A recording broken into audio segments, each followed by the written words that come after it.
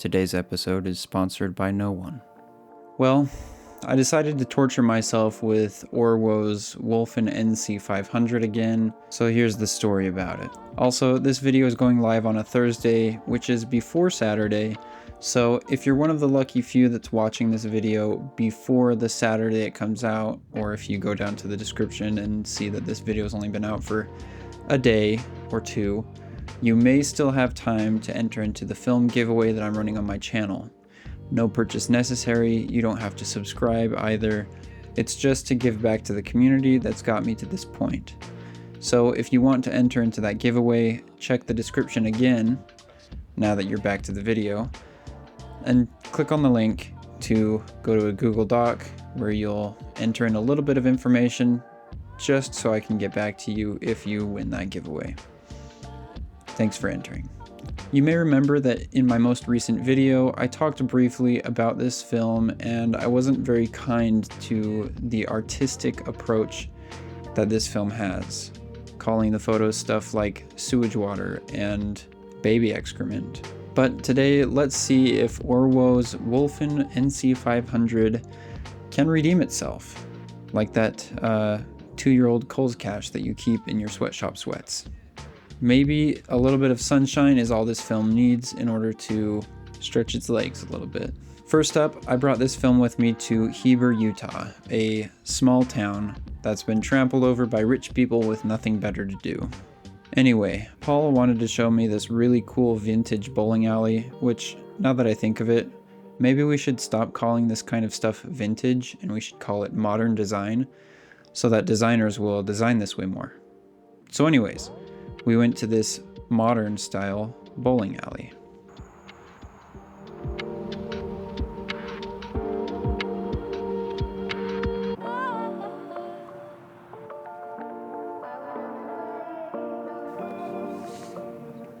Won't let me shoot vertical. What?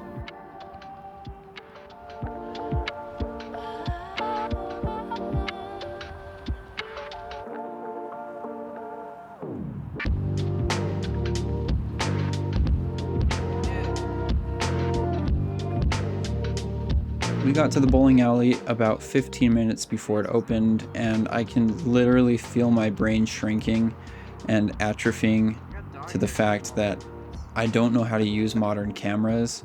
The more I use vintage style cameras with less features and less nice to haves, the more those nice to haves tend to get in the way of my photography. Or I'm just dumb. Either way, I had the timer on for this shot and I completely missed the moment because I had to sit and wait 10 seconds for this Chevy to pull into the front and center parking spot, which really ruined the image. Oh no, I've got the timer on.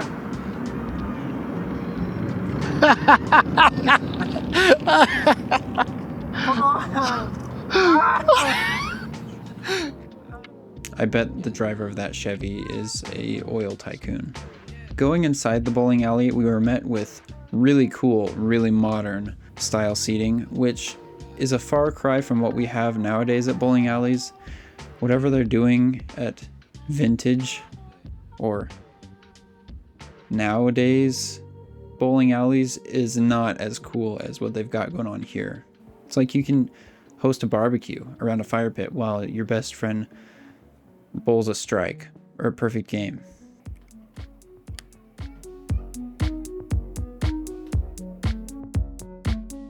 Popping off a few shots, it's clear to see that this film is just as yet. What the heck? I said gritty. Thank you. Anyway, popping off a few shots, this film is just as as I remember.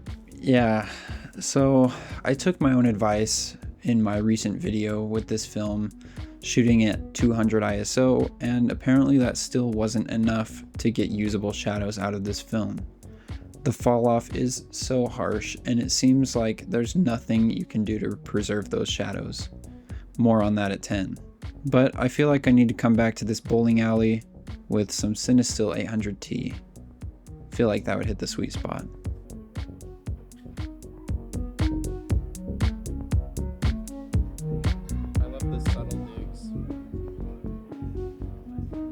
Moving on from the bowling alley, we went to see some trains, and Paul was able to get a ton of accidentally Wes Anderson shots here.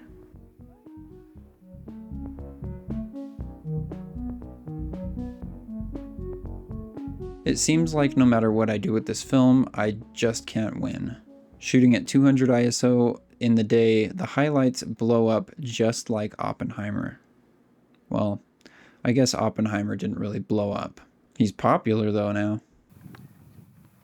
It must be really hard to match the latitude of Portra 160, 400, and 800 because a lot of the modern stocks that come out these days doesn't seem to do very well with latitude. Film stocks like Harman's Phoenix 200 and NC500 for that matter seem to lack greatly in shadow preservation and highlight preservation, making these stocks kind of on the contrasty side and really only suitable for cloudy, gloomy days. I don't think this is something I really picked up on with the previous set of images I got back because it was mostly overcast while I was shooting this film.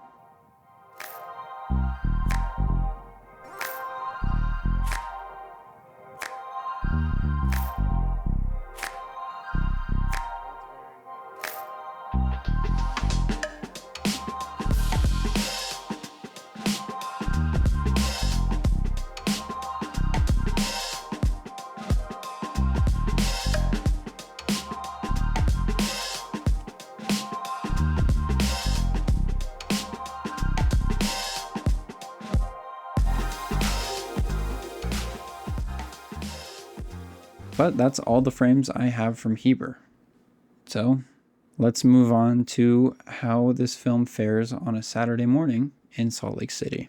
I've taken a few shots in Heber, but now we're gonna walk around Salt Lake and hopefully not embarrass myself too bad. But same setup as before.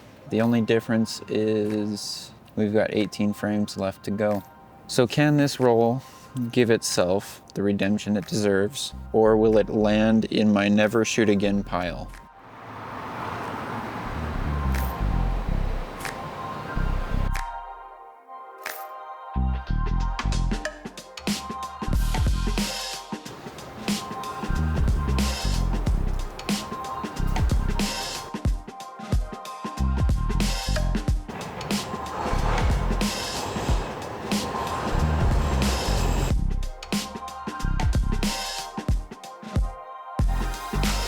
It seems to be alright, but it's still a far cry from being my cup of tea.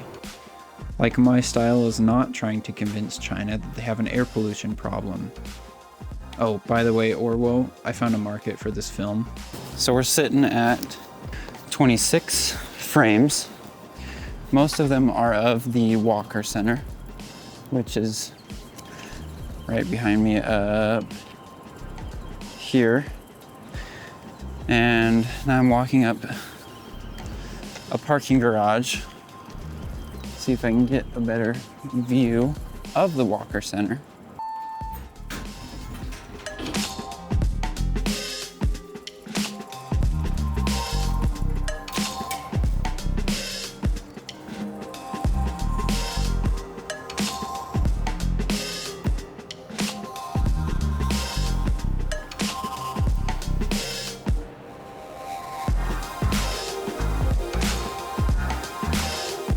Coming back to the latitude problems, I really liked the subtle blue doorway that's on this shot, but unfortunately, look at how the doorway is lost because of the latitude problem in this film. The whole reason I wanted to shoot this image is because of the light blue doorway. The worst part about photographing the Walker Center is that you always find a new perspective to shoot it from. And I just so happened to find another perspective. It gives it even more depth. Crazy, I know.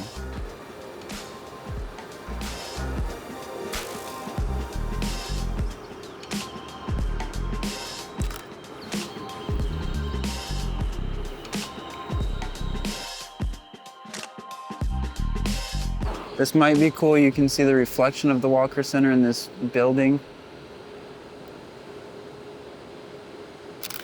It's like a little Where's Waldo, you know?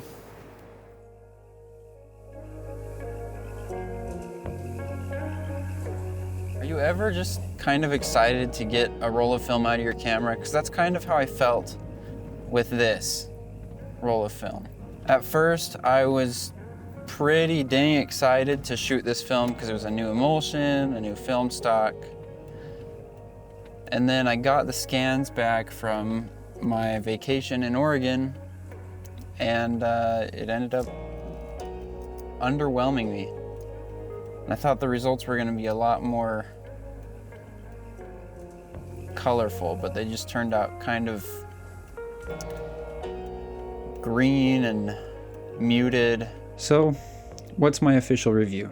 My official review is this film is as finicky as slide film and as grainy as film stocks, 4 times as sensitive to light as this film stock. I'm hoping that this daylight photo shoot, photo walk with NC500 can prove me wrong.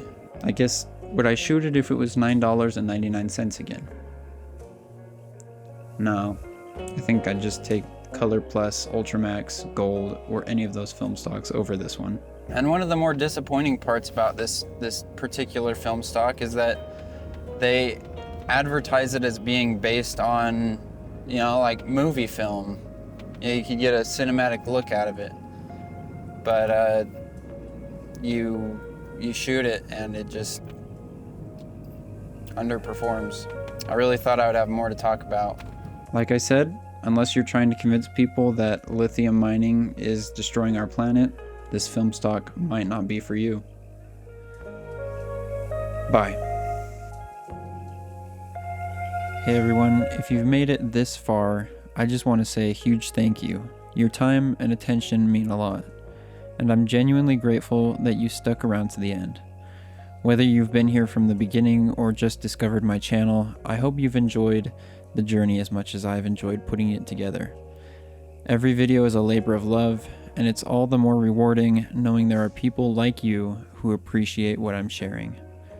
If this video resonated with you, or if you found any of the content helpful or inspiring, I'd be honored if you'd consider subscribing. It's one of the best ways to support the channel and ensure you don't miss out on what's coming next. I'm always working on new ideas, so if you're into film photography, there's plenty more on the way. And of course, I'd love to hear from you. Your feedback, your thoughts, or even just a quick hello in the comments. Building this community and connecting with all of you is one of the best parts of doing this, so don't be shy. Thanks again for being here. I really hope to see you in the next one. Until then, take care and keep shooting film.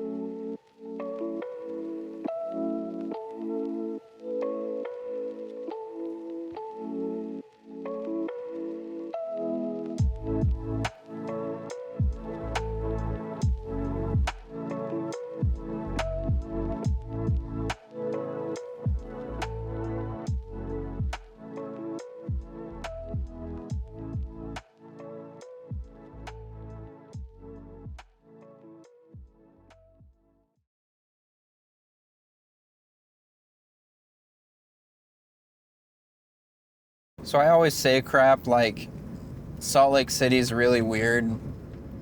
But if I come to Salt Lake on a frequent basis, does that make me weird?